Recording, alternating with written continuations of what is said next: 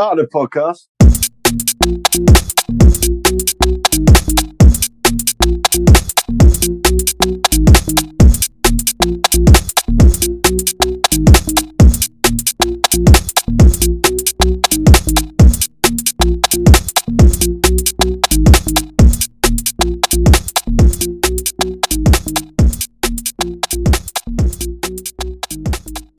Mate, I've just been looking, yeah.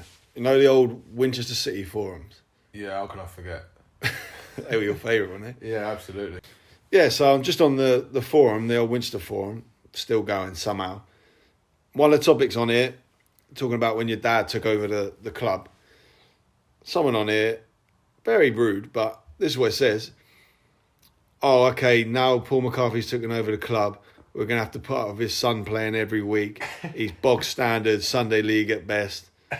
You wouldn't even see him get in my five-a-side team for Sainsbury's. Fucking hell, what are you saying about that? I'd like to apologise for everyone I upset on behalf of my dad for giving his son a chance to play at a decent side. But I'm the one who came away with the Wessex Prem medal, wasn't I? Anyway, enough about that. Episode 2 of Up the Podcast. Thanks for listening. Today we got an absolute class guest. Just to give you an idea of his playing career, he's had a total of 237 appearances at professional clubs such as Brighton and Hove Albion, Gillingham FC, Tottenham Hotspurs and Portsmouth Football Club. And then he done the rounds in the non-league circuit. It's Guy Butters. Guy, how are you, mate? All right, thank you. Yeah, you done me a bit short on them games there, didn't you? 200 odd. I've done about 672. Have you? Well, listen, mate, I'm only going off transfer market, so don't have a go at me, have a go at the website. That's probably at one club. All right, so I got it wrong. So Butts had about 300 appearances, all right? I get that right. How you doing, though, pal? You all right? Yeah, I'm right, thank you. He said more like 600, didn't he? That's the thing. It's difficult to find these stats. Good research from you, though, Con. Well done, mate. Yeah, well, I'm already going on this transfer market, so I'm no longer going to use this one. Yeah, it's dodgy, that one. That's very dodgy. We probably should have just asked Butts himself, shouldn't we, and gone, you want to give us your stats? You probably know him, mate. He's probably know him better than some random website does. Yeah, 672 games, mate. Yeah. Is that in league football, yeah? Yeah, league and cup, yeah. And then, do you know who those stats were for? Like how many for each club or whatever? I think it was about 40 at Tottenham. I think there was went to Portsmouth and done about 190. I think about 200 and something odd at Gillingham and 200 and something odd at Brighton. But at Pompey? About 189, I think it was 190. Oh, really? But I'm not calling you a liar, mate. But transfer market's got you down. It's 2 appearances for Pompey and 5 appearances for Tottenham Hotspur. Go and look on Wikipedia because I read that as well. So you're a World Cup winner on there as well, aren't you? Exactly. Yeah, I took Virgil van Dijk out and defend. Great. So, Butts, what another great intro from us? Yeah, exactly. Yeah, just fuck the old thing up to begin with. But like you say, Raw, no one's listening anyway. So let's have a bit of an idea of the career you had, Butts. So you started off at Tottenham. Yeah. As an apprentice, is that right? Yeah, I was a little boy who grew up in West London. So when you sort of, I played for like my local county and borough and all that sort of stuff. And when I was about 11, we was going back to the car and I saw my mum and dad get approached by a little old bloke over a park. Sounds a bit ominous, doesn't it? Yeah. And he turned out he's a scout at Tottenham, yeah, and he just said, like, we'd like to get you down one day a week just to train on a Monday night, I think it was. And then, so I used to have to go from one side of London to the other after school. My old man used to get out of work early and that can be a lift over there. And then you sort of do that for a couple of years until you get to 14. And then, you know, like you play Sunday football with your mates, like Tyro League or whatever it is down here. You get to 14 and they offer you schoolboy form. So you have to give that sort of Tyro League football up and play for Tottenham on a Sunday. And you do that for 2 years. And then till you start to leave school. And then I found out that was taking me on as an apprentice. £27.30 a week I was on. That's how football's changed. And then it went up to went up to 35 quid. Yeah, I was rich. But yeah, then you do that for 2 years. Like you say, well, even I remember my first day as being an apprentice. David Pleat had just taken over the first team and he weren't there. He was on holiday. So his assistant manager got all the pros and all the apprentices into the lounge. He started talking about discipline and that. And he said, discipline off the as well as on it. And he said, for example, and pointed at me, made me stand up, slapped me full round the face, proper slap with his hand around my face. And then I staggered back in that, and he went, "That's brilliant. No retaliation. Sit down." So everyone's wetting themselves laughing. That was my first day. I was thinking, what am I doing? That'd be all over the news these days, wouldn't it? Yeah, exactly. But that's what you get away with that. Yeah, that's He'll what be going to jail, mate. He'll be getting cancelled straight away. Yeah, exactly. That's what it was. There'll be a movement for that. And then, so we're going out doing a warm up, and when you do that sort of running in and out of each other, just to get your legs going, everyone's pissing themselves laughing when they come up to me because of a big red handprint on my face. But so anyway, done that for 2 years. Then, like you so say, like David Bowie. Yeah, get made pro. And then, so that's another one as well. But they tell you to go and see the manager. By that time, Terry Venables had taken over. So I had to go back to the ground and sort of, knock on the door and that. And you go in, and I'd done the worst, wimpiest handshake ever. It was like the worst handshake ever. And he went, "What the fuck is that?" He went, "Wet fish." Yeah, he went, "Get out." He went, "Get out. Do a proper handshake when you come back in." I thought, oh shit! First impressions. So I've got out, knocked on the door, and there's no answer. So I had to knock again, no answer. And on the third knock, he went, "Come in." So I then went up, I literally nearly shook his hand off. Do you know what I mean? Like proper gripped it and that. And he went, "That's better. Don't fucking ever shake my hand like that again." You hear a lot of stories about how the first team used to deal with the apprentices. I mean, you hear that they used to get absolutely terrorised. That sort of thing. Did you go through? Yeah, not. I mean, certain people did. Just by the manager, by the sound of it. Yeah, certain just people, getting slapped about every now and then. Yeah, but I mean, it was not. It depends who you got, because you got designated a couple of people's boots to clean. So I had Aussie Ardelis, which was about size 3, so they didn't take too much cleaning. And a bloke called Paul Miller, who had size 12, so that was like one extreme to the other. But some people, depends who you had. Some people just got to go, just as long as they're not caked in mud, not too bad. Others wanted them absolutely spotless, so you see your face in them. But it was silly little things like, go and get me a cup of tea and that, and then so you go and get a cup of tea and you bring it back to them and they spit it out and go, "That's fucking horrible. Go and get me another one." And then you go and get another one. But after a while, you learn. You literally go out the room with the same cup of tea, just stand there for 20 seconds, go back in with the same cup of tea. They'll take a drink of it and go, "That's better. Don't ever give me a cup of tea like the other one again." You just learn. It was just a place of just keeping you down. You know what I mean? It's like a ladder. But yeah, they used to have to get in the baths with the balls and that and clean all the balls up and and use your own towel on them. And it was just like you were like a private in the army. Do you know what I mean? Just keeping you grounded and learning your game. Sounds like the SAS, not fucking football. The thing is, I think them days are long gone now. They're slowly filtering out, aren't they? I mean, I can't imagine the youth of any club these days getting treated the way that you boys were. It's bullying now, isn't it? Called bullying now. But like I said, I equate it. What they were trying to do in the old days, they're trying to get you so that when you come and play in front of 40,000 crowd and they're giving you daggers and abuse and all sorts, you're not going to fold. You know what I mean? I mean, my debut was against Wimbledon. There was a few injuries in the team and that. And I had a rumour that I might be playing against a Crazy Gang and that. So some bloke on the day before asked me, "How do you fancy playing against like the Crazy Gang, Vinnie Jones, John Fashanu and that lot?" And I just said, "Look, to be honest, I prefer playing against someone big and strong rather than someone who's really quick and small." And that's it. Yeah. That's all I said. So the next day, mailman's opened my bedroom door with a newspaper going, "What the fuck have you said here?" I've opened it up about 3 pages in. "I can't wait to bash Fash." I was like, "Oh, God." I've gone down to the ground. And then what it's like, it's weird. I don't know. I was sort of nervous because I'm a young lad still. I was only just turned 19. I was 18, 19. And I didn't really want to go in the dressing room because you're the butt of all the jokes and that, ain't you? You know what I mean? So I sort of hung outside a little bit. And all of a sudden, I had the door go around the corner of all the Wimbledon players come in. So I shit myself. And I went and lived in the boot room. And I waited till they'd all gone. And I come back out and stood outside again in the tunnel. And then their manager come round, Bobby Gould, come around the corner. And he sort of like saying to all the stewards, like, morning, all this stuff. And he got up to me and he went, "All right, big man." I went, "All right." He went, "Watch your teeth." I went like white as a ghost. I went in the changing room and I was sub.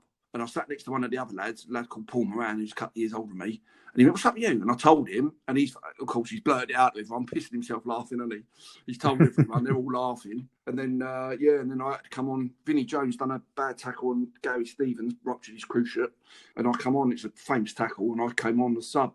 And it's like when I don't know if you've ever been really nervous in the game.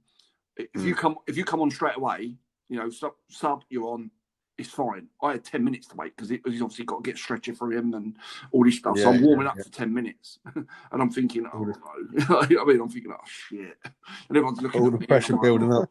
Yeah, exactly. And I only come on it was 5 minutes before half time. And I literally come off at half time into the change room. And I was sweating my bollocks off. I was like I'd done a full game.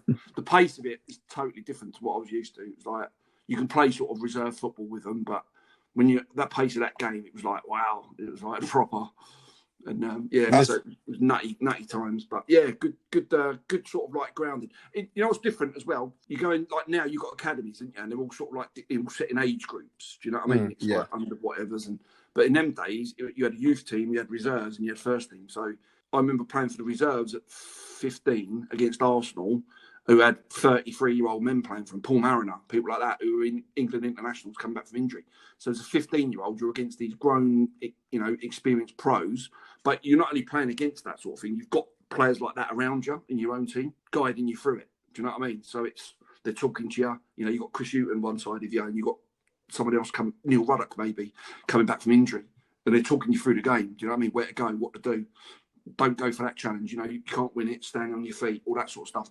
So that I learned probably more doing 1 year of reserve football with them lot than I probably would have done in 10 years doing academy stuff. I think that's where it misses now. I think that's where they've gone wrong a bit. Because when kids get into the first team, you don't really see too many people getting in the first team at 18, do you? 18, 19. No, they can't handle it. So in the old days, you had 3 or 4 coming through each year. And this was everything you spoke about there. That was when you were at Spurs, I take it, yeah. Yeah. And then how old were you? Sorry, but how old were you when you was in the first team for Spurs? Then I was just turned 19. Literally just turned. I was born in October and I got in the first team in November. So I was just turned 19 and played for the rest of that season and the start of the following season. And then they sort of had a really big dip of form. Bought a couple of players in. One of them, Steve Sedgley, who was originally bought as a midfielder but could play defender. And because they had a bit of a poor start, and Steve Sedgley weren't really shooting in midfield. They then because he cost them $750,000, they put him back as centre half, and then you find yourself on the bench, and then eventually, I think in them days it was only 2 subs, so you find yourself then all of a sudden they need a forward on the bench rather than a defender, and then you find yourself in the reserves again. You think, how did this happen? Yeah. And then I just signed a 4-year contract as well, so I had about 3.5 years left of it, and I went on loan to Southend, and I was playing reserve football, and I was itching to get back in the first team. And then I was sort of around the peripheries again. And then I remember we had Ray Clemency's testimonial. And I thought, right, I'll get on here and show what I can do. And I was sub. And I was thinking, right, I can at least get half a game. So as the game went on, all of a sudden it gets to 80 minutes and I'm still not got on. And then all of a sudden they go, right, get warmed up, you're going on. So I was warming up. And, it's like in a testimonial, the ball didn't go out until about 90, injury time. Ball went out, I went on. Geese took the throw in, the ref blew up. So I'm fuming. Man of the match. Oh yeah, exactly. So I ain't put a foot wrong. So I've gone in the players' lounge, and all my mates are in there. And, it's like they're all pissing themselves laughing, aren't they? And normally I'm all right. Normally I'll join in with a joke, but I was fuming, right? And the more I was fuming, the more they were laughing. and it was eating me up all night. And next day I went in and put a transfer request in, like to get out. And I literally 2 days later I'd signed for Portsmouth. Did you ever cross paths with Gazza when you was at Tottenham? Yeah, I was in the same team. He was brilliant, mate. He was really good for me. He was good for the young lads because he used to look after you. Do you know what I mean? And he'd sort of he used to get loads of sponsorship stuff, so he'd give you, like tracksuits and things like that, and trainers and whatever that he didn't need. But he was brilliant, mate. What a player! And he was mad as well. He was nuts. He was quite a calm, mellow lad, wasn't he? He didn't have many stories. He didn't. He didn't get up to much. He's just hyperactive. I've never met anyone like him. I've seen people that try to emulate it, but nothing comes anywhere near it. It's like he's like a big kid, I don't even think he slept. Well, just on Gazza, is there anything that sort of springs to mind? Something that's just outrageous. Yeah, loads. I mean, I could write a book. Well, I could be here till 10 o'clock tonight. How long you got? Cut the funny ones. Yeah, cut the funny ones for me. We played Millwall away. It was at the old den. I don't. You probably wouldn't have been there, but it was like, I mean, the new den's bad enough, but the old den was something else. It was like, the tunnel, the tunnel things they stretch out onto the pitch. You know, when you come out, sort of like when you walk on the pitch. Well, this thing stretched right out to the edge of the box. It was like literally you had to, because otherwise you couldn't come out anywhere near the fans, because they literally it was murder. And they had a thing called F Troop. One of their hooligan elements was called F Troop. And what they used to do, you ask your old man, they used to wear surgical masks, you know, like nurses and that, with the hats, surgical hats and surgical masks. You know, like the masks we're wearing now for this lockdown. Yeah. Them. So when you come out and look, you come out the tunnel thing, and they're all on the right, and it's just, you looked over there, and there's about 1,000 people with surgical masks on. It's quite daunting, do you know what I mean? All want to kill you. And so as we come running out this tunnel thing for the game, Gaz has gone sort of over towards their direction, doing a little jog and a warm up, and they're all shouting things like, "You fat bastard," all this stuff, chucking coins at him and throwing Mars bars on the pitch and everything, because everyone used, them days they threw Mars bars at him because he's fat. Everyone reckoned he was fat, sort of thing. So he's run over to him, he's picked a Mars bar up, he's undone it, ate it, and done a moonwalk right in front of them. And they're all pissing themselves laughing at that, and they all sort of started clapping him. It was mad. And then we won 5-0. We were 5-0 up, and he was so good, right? He got their fans singing "We Want 6." It was, I've never seen anything like it. It was just crazy. I was like, wow. I thought we was never going to get out of here, and all of a sudden no one outside. But I remember when I was at Winchester, your mum was club secretary, wasn't she? So she gave me a letter once, and it was saying, there's Eric Torsved used to be the Tottenham goalkeeper. He basically lives in Norway now, back to Norway, and he's like the Gary Lineker of Norwegian telly. You know, he does their match of the day and all this sort of stuff. And they're doing a "This Is Your Life" program on him, and it's a surprise thing, so he don't know about it. Do you want to come over? I'm like, yeah, too right. Everything's paid for. You know what I mean? Fantastic. And I'm thinking, why me? And then, so the woman rang me up, and she said, basically, on his debut, we were 1-1 against Notts Forest live on the telly, and someone shot from 30-odd yards, and it was a dolly, you know, easy to save, and it hit a bobble. Anyway, it went through his hands, went in the net, we lost 2-1. And then when we came in the changing room after the game, everyone was blanking him and that. And there was, you know, I was number 2, so there was none of this 38s on your back and all this sort of stuff. I was sat next to the goalie, I was number 2. So I've just looked at him, he's got his head in his hands, he's obviously distraught and that. And I just said, don't worry about it, mate. I scored in my own net on my debut, like my League Cup debut. Don't worry about it. And he went, did you? He went, yeah. I went, yeah, don't worry. Anyway, apparently he'd written autobiography, and he put this bit in his book, you know, give him confidence and all this stuff. So I didn't know. That's why they wanted me to go over there. Anyway, fast forward to the airport. Who comes, literally last call, I'm the only one there. I'm thinking, sure, there's got to be other people here. Who comes running around the corner? Gaza and his daughter. Like trying to, you know, nearly miss the flight. So I'm like, oh, great, got him and I. So we get over there. Anyway, we've gone to this TV studio, and it's a surprise. Eric Torsved doesn't know anyone's there. So we get there. They're trying to keep everyone out of the way. He goes and finds the wardrobe department. Then he comes out dressed as a cowboy. and then so anyway, they got Eric out, and they're doing all this filming, and they've got a load of his ex-teammates coming out. It's all a surprise, you know, all this stuff. And then it's all in Norwegian, so we can't understand it. And then they showed the clip of this goal going in. And then all this Norwegian, blah, blah, blah. And then I heard my name being mentioned, and they told me to go on the stage. So I've gone out there, had a chat, and she talked me through about this thing that I sat next to him, all this stuff. And then I heard her saying something else, obviously saying, and not only have we got him out here, we've got Gaza. So Gaza comes on.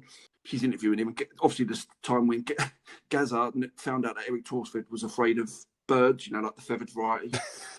So Gaza's kidnapped an ostrich, right, from a local farm. He kidnapped an ostrich, got it to the training ground, right?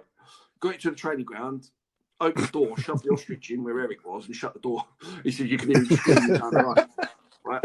And then Eric's going, yeah. He goes, but that weren't the only thing he'd done, was it? And Gaz is sort of like, because he's done so many things, obviously, he's like, where you going here? And Eric went, Eric used to go out into the goal mouth before a game. So he'd come out the tunnel, go to the goal mouth with his gloves in his hand, and then he'd put them on when he got into the goal mouth, some sort of tradition thing. And Gaz would shit in his gloves. He'd shit in his gloves. So that's the sort of thing he used to do. I mean, I got loads. He used to we was at training once, and we were doing shooting practice over at a place called Mill Hill, and it was like just a wooden, like it was like an old schoolyard really, and there was a big wood thing behind this fence behind the goal, and he's shot and he's gone right over this fence thing, and so he's gone into this woody bit, and he ain't come back, and everyone's like, where is he? And he ain't come back. So we've all gone home, finished training, all gone home. Come in the next morning, and he ain't turned up for training. We're like, where is he? Anyway, as we're jogging around for a warm-up, we've gone past where this goal thing is and this fence. He's jumped over the fence with the ball with his kit on. got it. Mate, no, he's been there all night. I remember we had a Christmas do. Put a coach on for us to go down to Oxford Street because we're going on the piss, Christmas do. And I always remember it now. Like, so the bus has pulled up and there was Gazza at the front going to the drive. Open the door. You know when you're pulling up slowly. He's going, open the door. Then I think it was David Howes and then me. And as we're still going along, he's opened the door. So Gaz has jumped out, hit the ground running, and the first person he saw was this bloke. He must have been about 90, right, with a walking stick in his hand, just literally hobbling along the road. And I see it as plain as day now, right? Gaz has run straight up behind him, stuck his finger right up his arse. Right up his arse. Oh, Jesus, God, like stumbling around. It's funny. It's the funniest thing I've ever seen. Oh, so we got a little bit sidetracked with the Gaza stories. Just get back onto your career. So where were we at? You going to Pompey? Yeah, I went to Pompey with Jim Smith, who was another massive character. Oh, sorry, he didn't sign me. It was a bloke called Frank Burrows, but eventually, he left and Jim Smith took over. Another massive character, obviously, been around the game for years, and we had quite a bit of success under him, although we didn't really win it. We didn't win anything, but we got to the semi-final of the FA Cup one year, and then the following year we lost in the playoff semi-final against Leicester, which we should have won. We got diddled out of it by an offside goal. I don't think I've ever been in my career where I've really had any sort of end of season times where you can just relax, really, because it's either been a relegation battle or trying to go for promotion, which, you need something like that to keep you motivated. But he was another, character, like I say, Jim Smith. After we used to, in them days, it was totally different, as we've spoken before. After a game, an away game, you could have a few beers on the coach on the way home.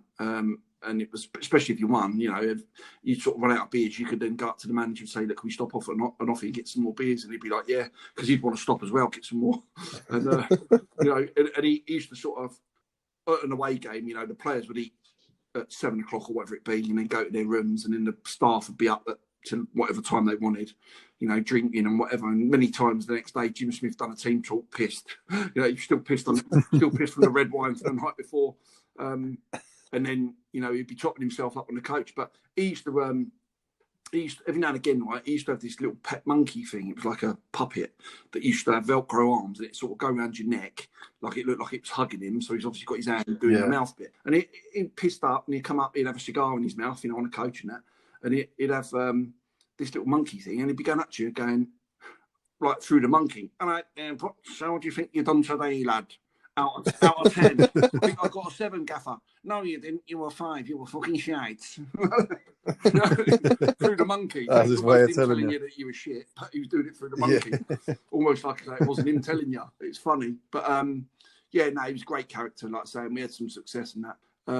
And then again, like I say, he ended up getting sacked, and then I think Terry Fenwick come in, and then Terry Venables came in as to oversee it. I don't think he was chairman, but I think he sort of had something to do in the takeover of the club. And of course, whatever happened would be at Tottenham. I always remember coming in one day and Alan Knight jokingly just went, "That's you, buggered," then, and it like that. And I thought, what's he mean? What's he mean by that? And anyway, about 2 weeks later, I signed for Gillingham. That's how quick that happened again. You know what I mean? But go on, sorry. So you went. I don't really want to say where you went next because I fucked up the stats already. Yeah. So you went Pompey Gillingham. Yeah, I went to Gillingham then under Tony Pulis. Tony Pulis bought me. And you had two appearances at Gillingham as well, didn't you? Yeah. It says here on Transfer Market you went from Gillingham, then you went to Winchester City, and then you went back to Tottenham, and then you went to Brighton. You only had 4 appearances across all 7 clubs. Say again? You only had 4 appearances. I think I did. Felt like 4. They must be doing the good games. 4 good games I had. All the rest was shit. But yeah, no. So you went gone to Gillingham under another, sort of like a massive character as a manager as Tony Pulis. This is how nuts football was in them days again. I mean, pre-season when I was at Pompey, we went to Le Havre, and Pompey took, I think it was 3,000 fans over, right, for a pre-season game in Le Havre, right, and with the sole intention. The game was 1-1. I scored as well, so I'm buzzing. So half-time 1-1. The sole intention of running on the pitch and getting the game abandoned. So 3,000 fans just run on the pitch at half-time, sat down. One of them found a football from somewhere, and they all had a kick around, but the rest of them were sat down protest. So the next game we played, pre-season, was against Gillingham. And Tony was obviously the manager, and I scored that game and all. So he must have seen something in me. That's the stats that you got on that transfer thing. That's the only 2 goals I scored. And and then I knew sort of he wasn't tapping me up. That's the wrong phrase. But I knew there was interest from Gillingham. And then come sort of like October, November, I'd sign for them. Another club where, you know, they had a great character of a manager, but the chairman as well was a bit of a character. He was funny. Paul Gascoigne, yeah, he was an eye opener. But and we had some good success there. You know, good FA Cup runs. I think we got through to the quarterfinals, the FA Cup. Lost to Chelsea. We got promoted up into the Championship and stayed there for a couple of seasons. And it's the first time they'd sort of been promoted into that sort of territory. So we had a great bunch of lads. They were like a real good bunch of lads. And then basically it was change management and I had a few injuries. And I found myself struggling to get into the team. And I was travelling from Southampton to Gillingham every day, which is, I'm telling you now, is a trek and a half. Solid 3 hours there, solid 3 hours back. Where is Kent? Gillingham's just past, Kent way. Maidstone, that sort of way, towards Dover. Yeah. I've done that trip a few times at work. It's not fun. So I was doing it every day, and it was killing me in a way. So the chance come up to go to Brighton. Someone who was a reserve team manager at Portsmouth when I was there, Martin Inchwood, just taken over at Brighton, and he said to me, "Fancy coming down?" And I sort of weighed it up and went, I was injured. Right, but I weighed it up and thought, I ain't telling him that. But I weighed it up and thought it's nearer. It's near whatever it is. I don't care where it is. It's nearer home. Yeah, you know what I mean. So, and even still, then I say nearer home, it's still a good hour and whatever away. Hour and a bit, But the chance come up. There was a lad that lived around the corner from me, Robbie Pethick, who played there as well. So the chance was me and him could car share. Do you know what I mean? So I thought, yeah, straight away, get there. And then what I'd done, went there. I didn't start off too great there because, like I said, I was injured and I was unfit. So it culminated in someone put, the old classic, putting me up for sale on eBay, that sort of thing, for a tenner. No one put me, not even no one put a bid in. No one from my family or no one. Free to a good home. Yeah, I was gutted. Not even no member of my family even put a fiver in for me. It was a bit pure. But no, so yeah, I went there and then, like I say, struggled to start off with, and I had to go on loan to Barnet to sort of get my fitness up and that. And then, but when I come back, I felt really good. Mark McGee had taken over by then. And I was touching probably, when I was there, I was probably 33 anyway, when I signed for him, 32, 33, coming towards the end of my career. And when he came in, he put me on a fitness regime that extended my career. I played till I was 38. So he probably gave me another good 5-6 years of my career. And then you moved on to non-league, didn't you? Yeah, I went to Waterlooville for a year. But literally, where I'd gone onto the community scheme, I sort of was working from a desk. So I weren't used to it. So my calves, I only played I don't even think I played 10 games for them that year. My calves just went, I don't know whether it's because I was sat down at a cramped desk or not, but my calves, honestly. And then, so I was only there for a year, I think. And then I went down a winch. Yeah, so obviously you told us about all the decent level of football. So let's get on to when it went. The big nitty gritty. Let's get to the really good football. So you went to Winchester City. It wasn't Sean Brooks who got you down there. Brooksy, yeah. And to be fair, that's the first time I ever met your dad and all that lot as well, and you lot. So I loved it. I absolutely loved it down there. Yeah, I think for those who listen, me and Raw played with and under Butts for 4 years, wasn't it? 4 years? Yeah, it must have been. Yeah. You played with us, didn't you, for 1 year? So when you first signed, I think you were still playing for. Was it 1 year or 2 years? Were you still playing? I think I might have done 2 and possibly start of the 3 because who was I under? Brooksy, and then obviously the Hussies, and then Glenn Cockrell, wasn't it? For about 25 minutes. Yeah. and then till we got the clubhouse decked out how we wanted it, then we binned him off. I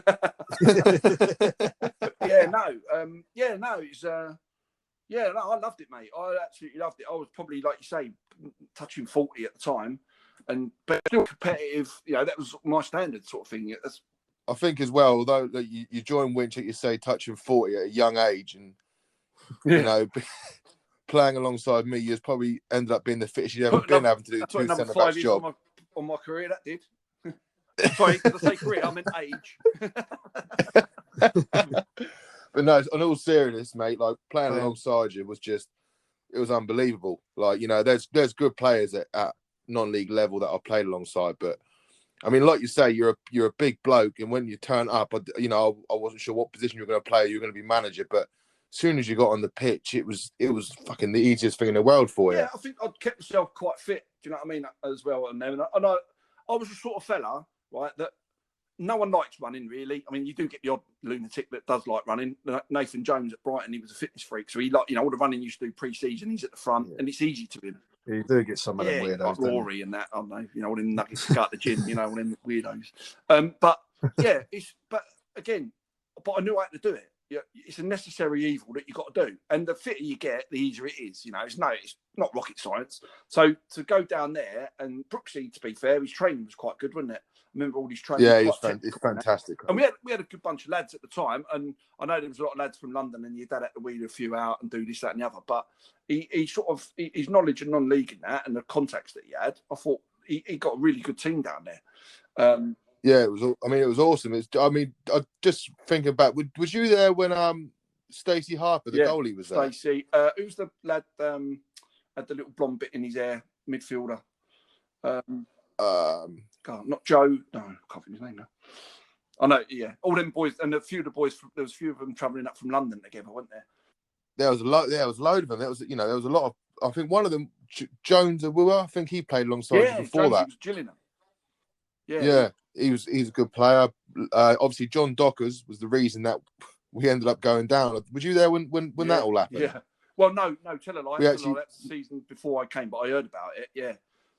Yeah, it was like, just to give the listeners an idea of what happened. Like, Winch pulled in a load of good players that were well above the standard. Like what we were saying, like ex-pros, like you, like me, very similar to me, not quite as good. And then we on the last game of the season, we had a player playing for us called John Docker, and I think his dad was a pro. I know John Docker was a apprentice at West Ham.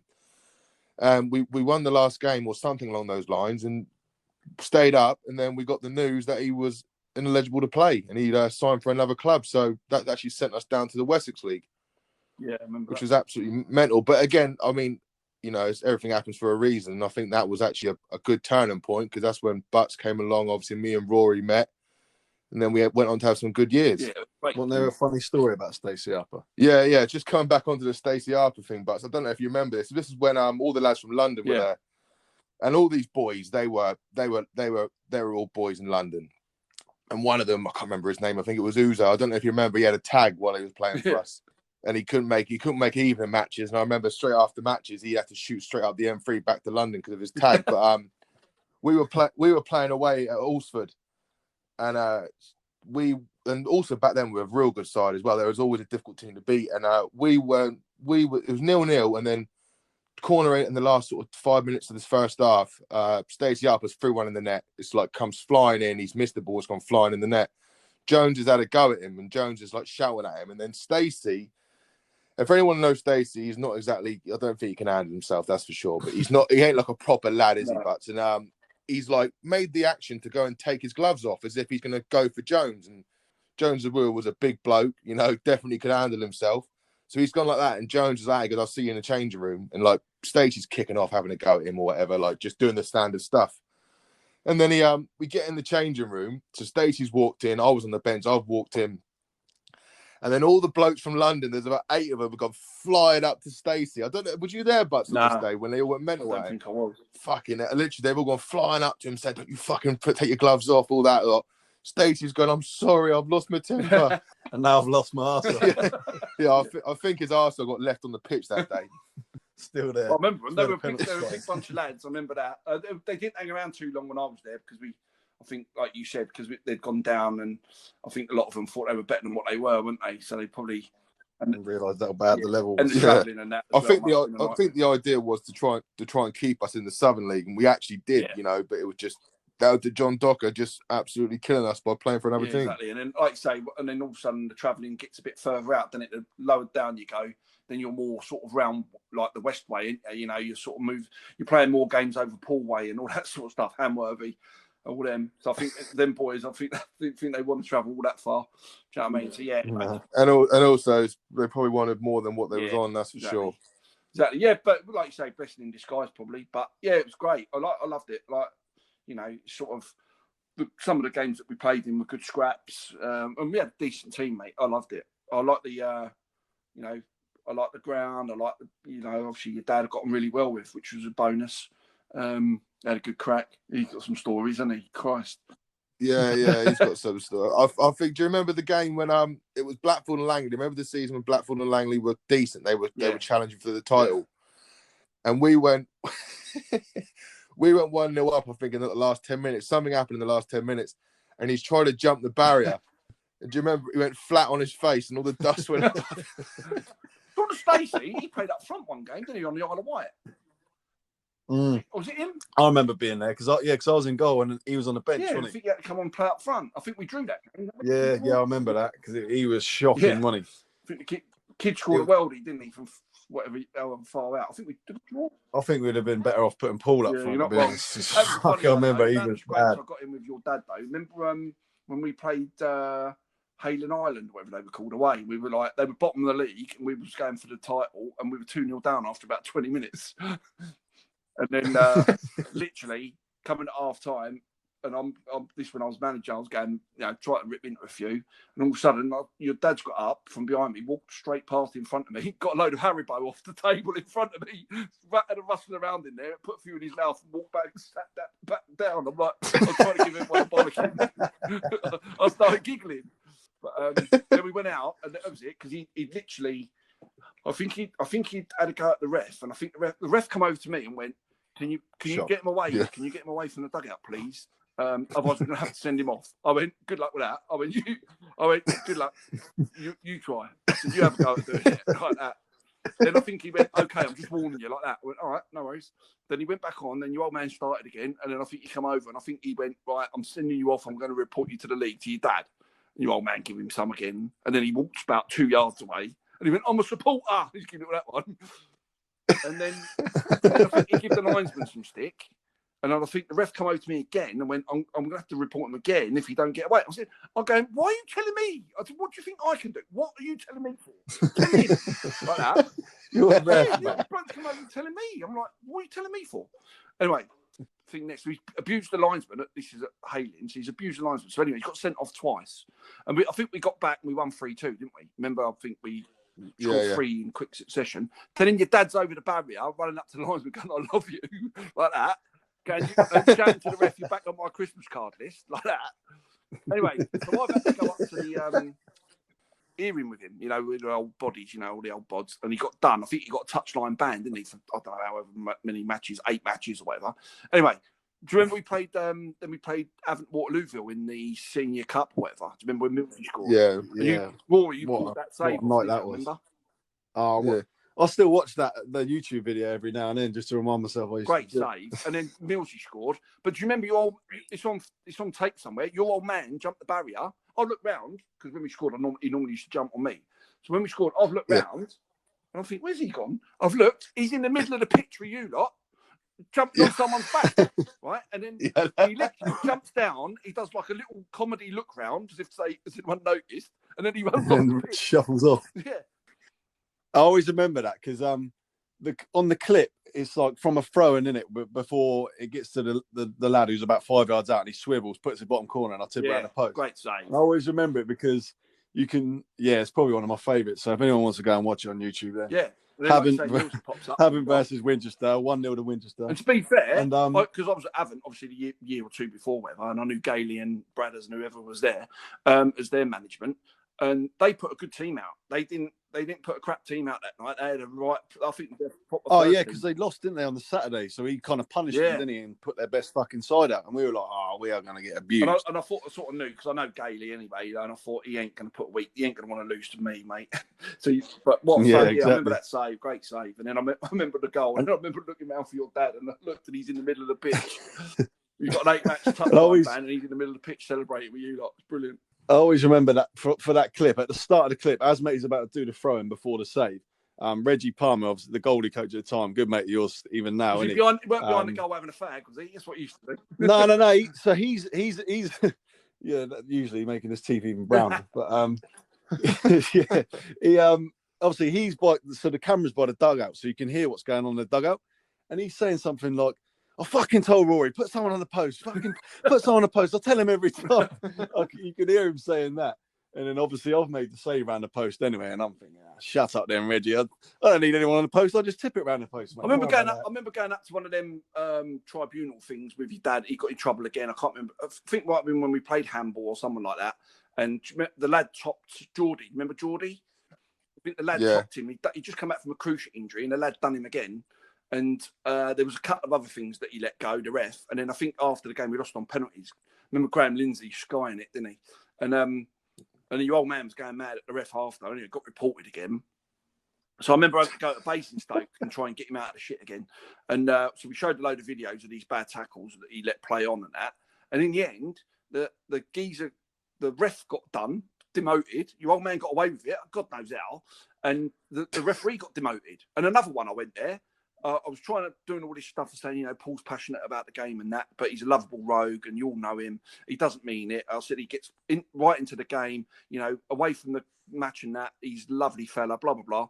They went, right, okay, can you go out the doors, we'll have a chat and then we'll call you back in. And they were see-through doors. As soon as we got out the doors, your old man starts shadowboxing. I'm like, oh my God.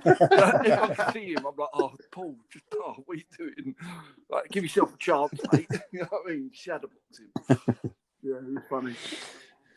Yeah, but just going back to that when we beat Havant, that was a great probably. Would you say as manager probably one of your biggest, other than us winning the league, obviously, but like in a single game, that's probably the best thing you've done, and it probably as within management, like for us to win that game. At the time, we were Wessex Prem, which was step 5, and they were like step 2, wasn't it? They were right up in the National South, and they were doing well. And like you said, they're the best side out because they just lost at the weekend. And he was punching them. Like the Alamo either. We played some good stuff. Do you know what I mean?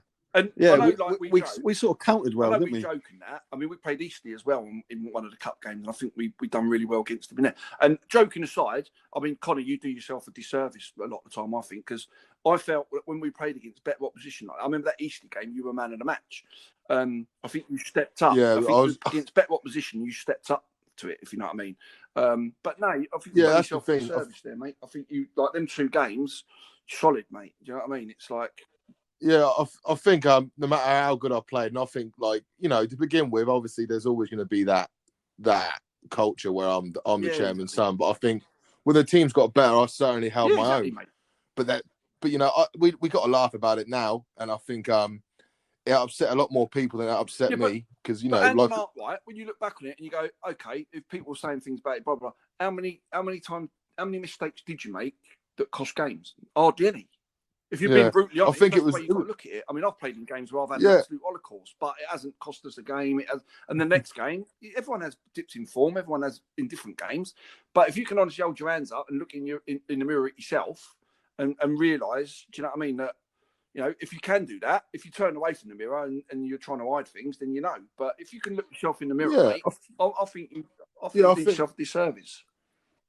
Yeah, I appreciate that as well. But I mean, it doesn't even bother me. I think, to begin with, it was definitely too soon. But then, and again, I'm not saying it because you're on the podcast. I think you was a massive, massive part of my development.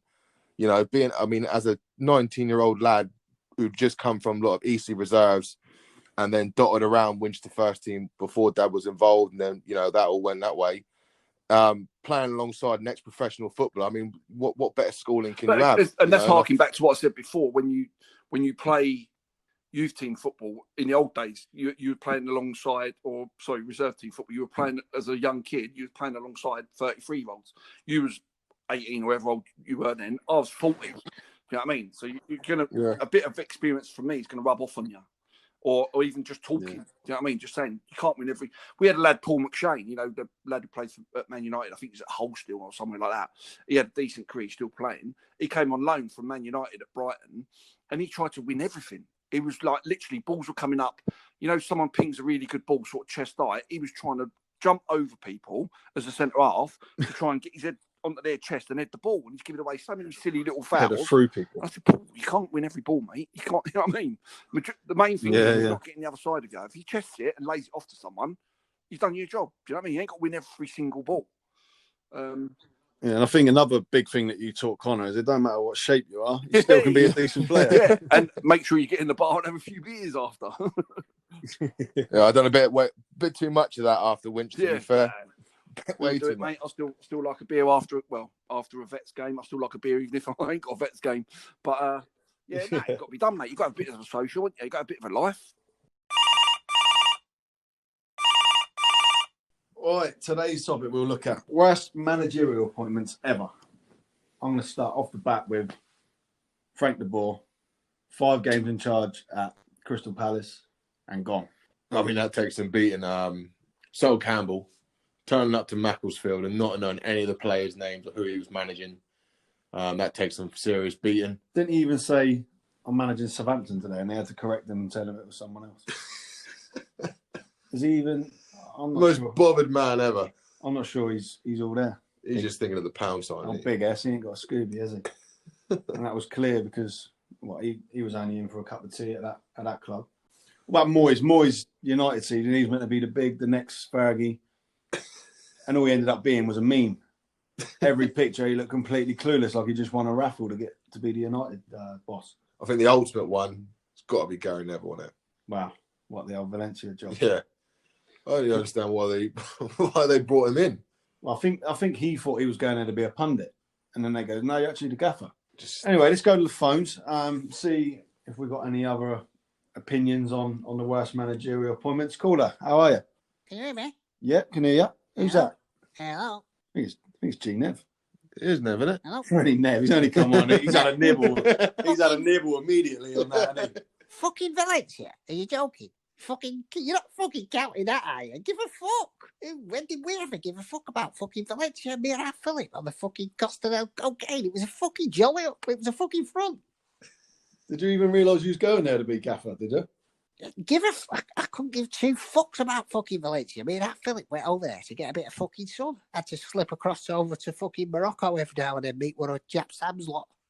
Philip's got a Moroccan passport, innit? So he can't be extradited. Oh, really? Yeah. Fucking big, massive bits of work in Morocco, just fucking little fucking cigarette boats over to fucking Gibraltar. Pitch yourselves up in Valencia. Fucking management jobs at fucking front. Industrial straight Viagra. Fucking best fucking brothels in the world. Playing fucking golf every day. Give a fuck about fucking Valencia. It was a fucking sabotage job. Fucking, take them fucking down. Get a bit of fucking revenge. You going to go back into managing? Yeah, I don't know. Might do. Any offers on the table? Not in a minute. No, mortgage. I'm a fucking millionaire, you cunt. I'm a fucking multi-millionaire. Hotels, fucking nightclubs, bars. I've got it on lock. I'm not asked about a fucking management job. I fucking took the job for a laugh. Just like a fucking England job. Fucking me and fucking old fucking what's his name? Fucking Roy. Give fucking Roy. Don't give a fuck. United, that's the fucking job I want. So what about Phil going to Miami? Are you going to be out there opening him out or? I've just went over about Miami. Yeah? Yeah, went over Miami. See, Bex, his wingman, still his fucking wingman. The original fucking Spice Boy, David Beckham. Who's better at you and Phil then? Who was a better player? Better at what? Better at footy? Yeah. Don't know, Yeah, probably me, I reckon. I don't know. Well, obviously. Fucking 2 trebles, 1 treble, 2 trebles, 1 treble. Not fucking treble. What am I about? Fucking trebles. 2 Champions Leagues. Then you lose your arsehole in the tunnel or something to Vieira. What the fuck? What the cameras didn't see is I've just pulled out fucking 38 and stuck it in his fucking mouth. Then the cameras come around. Roy knew I had it on me. I had it in my fucking sock. Yeah. Oh, wait, 38. It was a 22. Little fucking Peggy Sue in my sock. I pulled it out, slammed it in fucking that big fucking Pepperami's mouth. Shit himself. Of course he fucking did. Whatever. He was never the same player. I'm a fucking devil, I'm a fucking devil. I fucked a Spice Girl. I fucked Annika Rice up the arse. I fucked Jet from Gladiators. I fucked that little ginger bastard out of Atomic Kitten. Right? I fucked Joe Guest. I fucked... Phil Neville. Do you what? Philip. Two's any birds up with Phil? Philip's not into fucking. He's not into fucking birds, isn't he? He's not into nothing. He's not. He's fucking like all he fucking does is play that fucking. What is it? Fortnite. He's fucking good though, you know. Playing Scrabble and mannequin. He's fucking good, you know. He's good like esports. That's what he's into. Esports. but we're all different, aren't we? He's a fucking psycho, though, you know, don't feel it. He's a fucking psycho. Shit out on the fucking, what are they? Them fucking things. He's more dangerous than me, though, I feel it. They always say the quiet little weird ones are the ones to watch, don't they? Mm. The loser-looking ones. Yeah, huh? I don't know, do they? Fuck no. You won't be fucking saying that if you come fucking run your mouth. Fuck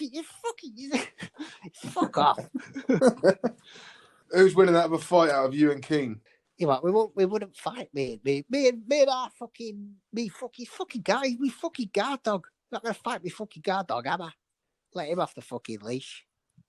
Seems like every time he speaks on Sky Sports, your arsehole goes. Fucking arsehole don't go for no one. You come, what are you fucking on about? Who the fucking hell are you fucking talking to? You fucking arsehole goes. You come and fucking measure it, you cunt.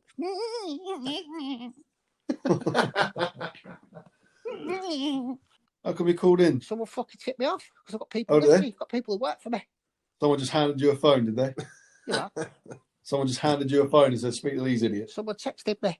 Pair of fucking whatever. Where the fucking are you from anyway? Like fucking Norwich or something. Fucking Norfolk. Grimsby.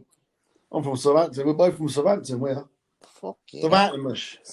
We're from Southampton. I fucking even fucking understand you. That's fucking bad with you. But fucking anyway, whatever. Someone give me the fucking phone, said you was chatting shit, and I fucking ring you up. So don't fucking run your mouth about fucking Valencia. When the truth of the matter is, me and our Philip couldn't give a fuck about Valencia as a fucking place or as a football team. Thanks very much, Nev. Cheers, off. mate. Fuck off. Just before the cut to the phone and butts, we were sort of talking and touching on sort of having a booze up and that being a big part of sort of football. Have you got any good stories from back in the day? It was, like I say, fun days. We had that year, like I said, we won in the playoffs, but we were, last game of the season, we had to beat Wrexham away. I think it was a beat or draw, something like that, and to go up automatically. And the goalkeeper playing for them at the time was a lad that I was in the youth team with at Spurs. So he come to the hotel the night before the game, and they had nothing to play for. You know, when they're like mid-table, nothing to play for. And I kept saying, "Come, Kev, phone on him, mate. You know what I mean? Don't matter to you, does it?" And he kept giggling. And then after a while, I told him to go home in the end because he's getting on my nerves. I was waiting for him to go, "Yeah, don't worry, I'll sort you out," you know, that sort of thing. And he kept giggling, and the more I kept going, "No, you got nothing on it, you know, just let one in, dive over one or something, you know." Like that, and he kept giggling, and I'm thinking he's not really saying he's going to do anything here. Not that I expected him to, really. I was just sort of trying it on in a way. So anyway, the next day, 10 minutes into the game, their right back's got the ball 35 yards out. No lie, right? He hit one straight in the top corner. He'd never scored a goal like it in his life, right? And never score like that again. He could have had that 10 chances like that, and they'd have all gone over the stand or something. So they were 1-0 down, and then we've absolutely battered them. And this kid, you know, 3 yards out. I had a volley from 6 yards out. It was a goal all the way. He's tipped it over the bar. I'm calling him a fat, you know what, and everything. Like proper hammering him. I'm getting you, like having a proper go at him. And he had a weldy, the keeper. He must have saved about 20 chances. We've lost 1-0. So we're all like in the change room after. We've got a coach load, and this is no lie. Underneath the coach load, where all the bags and that kept. We've got crates of beer, bottles of vodka, everything, champagne, everything, right? Because we were expecting to go up. So we're sitting in the change room, and we're all distraught with that. And Pete Taylor's come in and said, "Look, you lost last year in the playoffs at Wembley, so maybe this is how you're going to do it this year." So we're all like, by then you're thinking, yeah, okay, whatever sort of thing. And all I can think about is we've got so much beer on that coach, mate. What are we going to do? So we all sort of like, what are we going to do? And then, fair play to him, he got on the coach and he went, "Look," he said, "I don't want this stuff coming home with us." He said, "So just get it out of your system, get pissed or whatever on the coach." We were like, "Where you get in there?" You know what I mean? Bottles of vodka are going in, drinks and that. And then he was quite funny, Peter. He was good, you know, he used to do impressions and that. And he joined in with the lads. Anyway, one of the lads got up the front, got his phone and gone through his contacts and that. And he's got Glenn Hoddle in there, Sammy Lee. He's got loads of contacts. So, mate, he's texting everyone, isn't he? Glenn Hoddle, "Oh, you know, like that Eileen Jury stuff, you know, he got done for, didn't he? Oh, you weirdo," and all this stuff. Sammy Lee, "Oh, you little fat shit," and all this stuff. You know what I mean? Like, loads of them. Like, loads to all these football contacts. And then we're at the back of the bus and the manager's there and we're having a chat and that. And all of a sudden you can hear his phone going, beep, beep, beep, beep. Like, you know, the old text messages coming back. And you see him go up the front and everyone giggling, and he literally turned around, he's fuming. He's absolutely fuming. He's going, right, you fucking this, that, and the other. Right, you all in tomorrow at 8 o'clock, we're running the bollocks off you, like that. We're all like, he threatened to sack one of the players. He thought it was a lad that he brought in. He got a lad from non-league, a lad called Junior Lewis. He got him in from non-league, and he went, if it's you, if I find out it's you, I'm fucking sacking you in the morning. He's like that, proper fuming. And then fair play. Pick on the worst player there. You're getting sacked. Yeah, fair play to him though.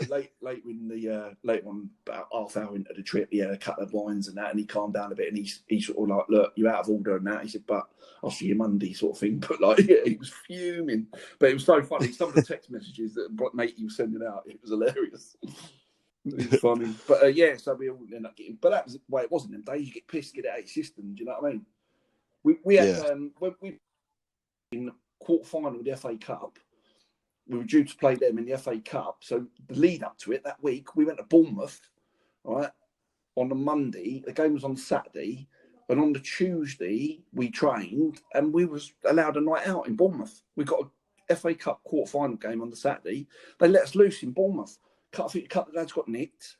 I think one of them got done for trying to break into HMV, the thingy shop, record shop. He booted one of the doors in, and he was found crawling out with a load of DVDs and that.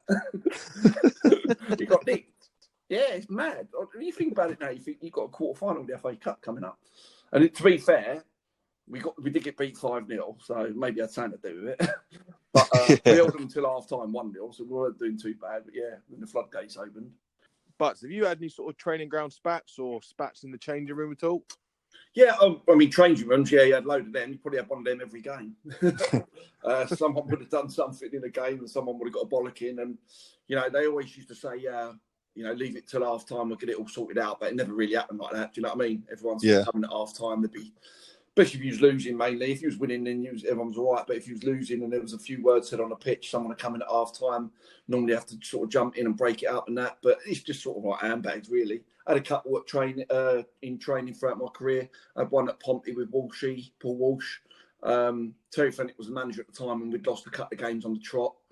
And we were training over at Whale Island in Portsmouth on the Astro. And I think he was sort of like, Terry Fenwick was sort of getting into everyone just to wind them up and trying to make everything more competitive and things like that. And I was marking Walshy in the ball. Someone played a straight ball into him, and I didn't go straight through him. He probably thinks I did, but I didn't mean to.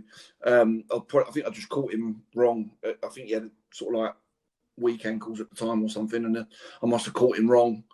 And the ball sort of spun up in the air, and before I knew it, it hit me. I didn't know. I just thought because the ball was in the air and I was getting ready to edit, I thought he was sort of jumping into me, challenging. Yeah. And I thought he's caught me with an elbow or something in the face. And then I sort of, as it bounced down, I went to hit it again and hit me again. And then I suddenly realised he's hitting me. So was actually smacking you? Yeah, I thought he was just challenged for the ball. I thought, hey, right, hold on. And then before I knew it, he was swinging for me. And then, so I swung back a few. And then everyone jumped in and I sort of got knocked to the floor. And I had about 3 people on me. I'll be down. And then he took a swing at me with his foot. I've managed to see it come in and sort of, so I turned my head.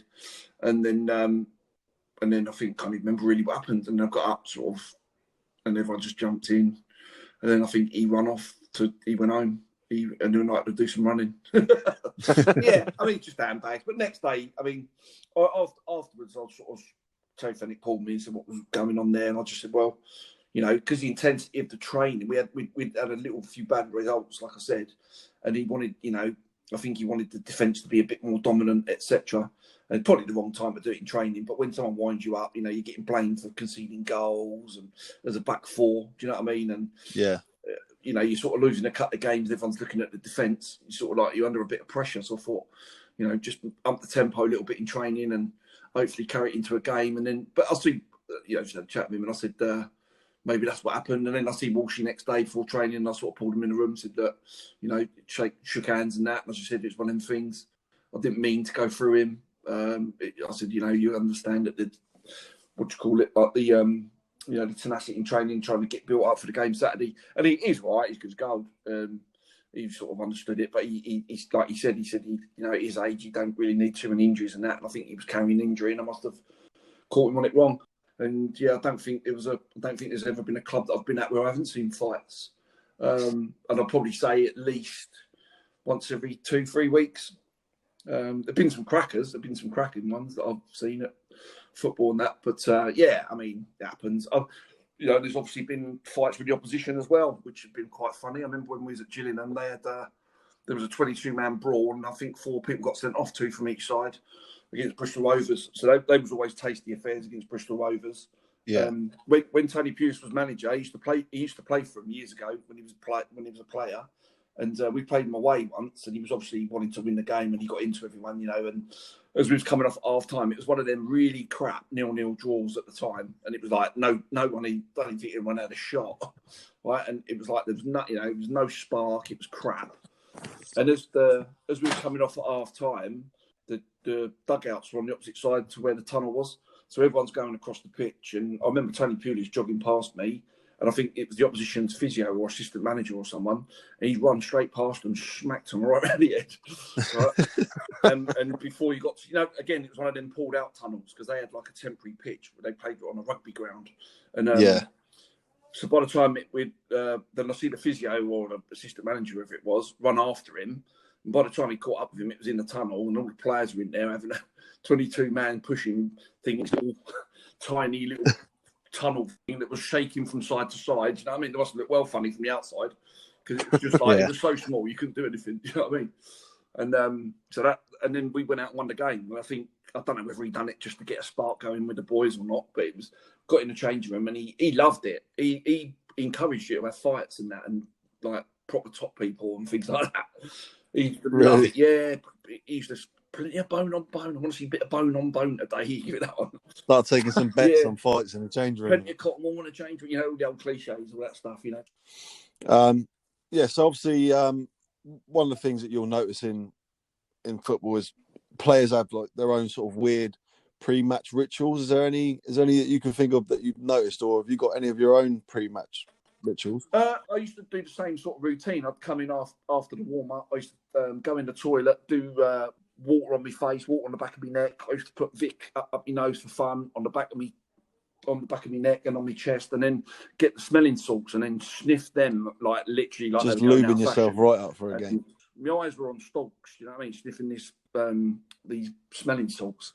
So, but if we had a night game, it'd be a nightmare because I'd literally go home, be sat in bed at 3 o'clock in the morning, and my eyes would be on stalks. I couldn't sleep. You know what I mean? I'd be like, Mrs. would be going, "Go to sleep." I'd be like that, like a lunatic with wide eyes. You know what I mean? So a little thing that we've been doing with all of our guests on every episode is we're calling it Top 4. So it's your favourite boots, favourite ground, favourite kit, and favourite goal. So if you want to give us your favourite boots to begin with. Probably I had a pair of Hummel boots when I was at Tottenham. They were like, I think they're Danish, aren't they? They're from Denmark, Hummel. And they were sort of like the first time I'd ever seen them over here when Tottenham was sponsored by them for a few years. And we used to work in the youth team. You used to have to do little jobs around the club. So one week you'd do the groundsman bit, another week you'd be in the offices helping out there, and another week you'd be at this Hummel factory helping out with the kit and that. So you used to try and sort of swaz a couple of bits of Hummel. Do you know what I mean? You go in there with your normal tracksuit on, you come out and you look like you put on about 3 stones. You've got loads of tracksuits and tops underneath. I mean, everyone goes on about these Copa Mondials, like the really skinny Adidas. I couldn't get my feet in them.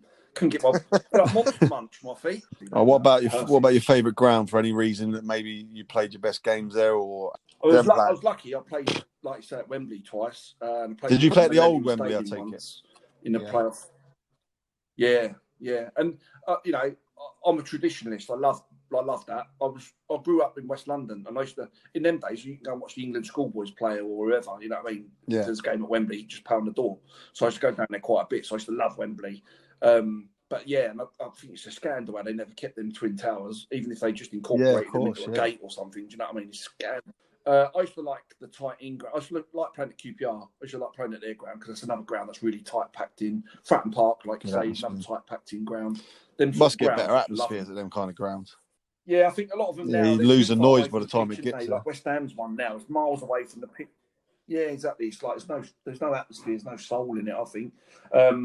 And a lot of these people who, these stadium builders like Leicester and Southampton, I think were the same people. So if you actually go to Leicester's ground and change the seats red, you could be in Southampton's ground, if you know what I mean. It's just exactly the same style. What about your favourite ever kit that you've? It doesn't have to be one that you've worn, but favourite ever kit?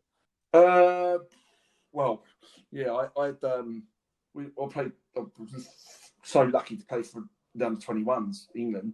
We played a tournament in France, and I managed to get tops with a French top, and it had a lovely white collar on it, blue with the little cockerel thing on it. And I just wore it out every day. I ruined it.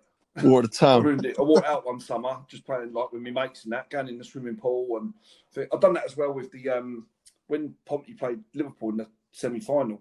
I didn't actually play in the game, but I knew a couple of Liverpool players, and I said, look, can I nick Tottenham shorts and that? And they went, yeah, help yourself. So I had to cut the shorts out of there and the top, and we went on again because our physio had a deal with Lucasade, and Lucasade said to him, every time one of our stickers gets on the telly, if you go on, we'll give you X amount of money. And he was putting it in the player's pool. So he went on, he had it all over his bag, all over his back, all over his hat. He had like all these Lucasade stickers everywhere, you know what I mean? He literally was running on with one in his hand, I think. So we got a bit of money. Then that's what we went to Tenerife. We went to Tenerife on the end of season jolly up through all this money that we made for this Lucasade thing. And I wore the shorts and Liverpool shorts and that, and the Pompey ones as well from the semi-final. I wore them in the pool. I ruined them. Yeah, mad, isn't it? And and then what about your favourite ever goal? I've sent you the clip, haven't I? Yeah, I was going to say, it's got to be the goal you put up on Instagram. Well, that one there, that was in the youth team. That was 1988 when I was in the youth team. We used to go 2 years on the trot. We went to this tournament in Dusseldorf. The year before that, we had players like Vinny Samways and that in the youth team. Then, we got great players. We won it. We beat the Russian national youth team on penalties. Following year, we went there again, and I think that's when I scored that goal. I think it was 88. We got knocked out in the quarters or something. But I remember the goal, and we went back to the hotel that night, and they showed it on the local telly. So I knew it was out there, and I've looked for years for it on YouTube, everything, couldn't find it, and I've just assumed it had lost. And then about 3 months ago, a bloke who played in the opposition team, German lad, made like friend request on Facebook, and he said, I've got the goal on tape. Do you remember this goal? Yeah. I couldn't believe he, like, you know what I mean? It's weird, isn't it? And he said that every year they meet up for a beer. His youth team players meet up for a beer every year. It's a reunion. Talk about that goal. It's a reunion. And he said that we always talk about the goal. He said, because everyone just blames the goalie. Be like having like divers boots on. I said to him, once all this crap's over, I might try and get all our boys together, because I've sort of he sent a bit more footage as well of the game. So I said that I'll get all the boys together and maybe go over there, have a meet up and have a beer. I'd love to go over there. I'd love to go to Germany with the old beer festival and do that. I've never done it, but I'd love to go over there and have the old beer festival over there. Yeah, so that goal, obviously, what you were playing centre back at the time, yeah, and you just picked the ball up about 40 yards out. Am I being generous? Yeah, but the funny thing with it, from what I can remember, I thought I was more sort of towards the touchline with it. But I remember what happened. The reason why I've done it, to be honest, it weren't really a shot. I thought it was a bloke closing me down from behind. I got a man on, so I thought it was someone closing me down from behind. I thought I'd sort of done one of them cross shots, where you think, it could be a cross. But look at it now, I'll take all the credit for it. But at the time, it definitely didn't mean it. But an absolute pleasure catching up with you again, mate. Always, mate. Got some real good content there. So this is going to be episode 2. So episode 3 is going to be with Mark and Dave Diaper, as Rory calls them, the father and son. The son and son duo at Sholen FC. Yeah, until then, we go again. Up the podcast.